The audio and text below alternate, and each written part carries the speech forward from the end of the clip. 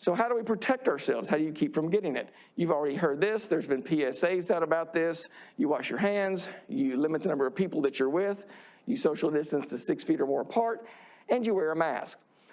Specifically, you wear a mask that's 3-ply of 70-30 blend. We know because we've tested that kind of material. And the idea behind the mask, the cloth mask that I'm wearing right now, is to protect you from me.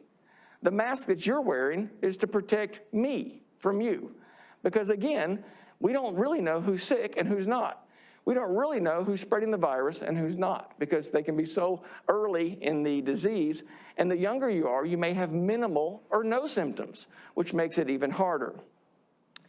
We've had trouble getting this through to the general public in terms of when we say wear a mask, it's which mask are you talking about? Because early on, we told them not to wear a mask. And to be honest with you, we should take we being the medical community should take some ownership of that. Because we were really talking about the N95 mask. The N95 mask that, who needs that? Doctors, nurses, people in hospitals, people in clinics, people on the front lines. They need N95 masks. You know who else needs an N95 mask now? Teachers. Those that are going to be in K-12. Those are going to be in colleges and universities. So we don't have enough N95 masks for all those people to have them. So the last thing I need is somebody from the general public going and just buying 60 boxes to store at their home because they think they need them. That's not good for public health. That's not what we needed to happen. But the confusion was we just said mask. We didn't want people to go buy N95 or surgical masks because we knew we didn't have enough supply across the country to really fulfill the needs. Now we've come out and said you should wear a mask.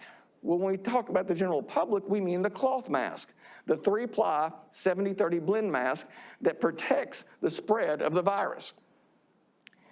And again, I'll go back and say this, the N95 mask, let's remember, N95 and surgical masks are used to protect the wearer. I wear an N95 mask if I'm in the hospital to protect me. I wear a surgical mask when I'm in the OR to protect me from getting blood, fluid, things like that splashing up into my mouth or nose. I wear the cloth mask to protect you. In case I'm sick and don't know it, I need my respiratory droplets to get bound up inside this mask so they don't go out in front of me and infect you. So I think for whatever reason that's been lost in the general public. It's now your job and your responsibility as you're entering into our profession to pass along good information. And in terms of good information, we have a pretty good idea of what works and what doesn't. And so the 70-30 blend, I wasn't making that up. The 3-ply number, I wasn't making that up either. We've actually done research to show what can stop respiratory droplets and what can stop the movement of the virus in terms of spreading it to others. And we've tested it against different household items. We've also tested it against an N95 or a surgical mask. And you wouldn't expect it to perform as well. It's not supposed to. That's not the object. It's supposed to keep your fluids in.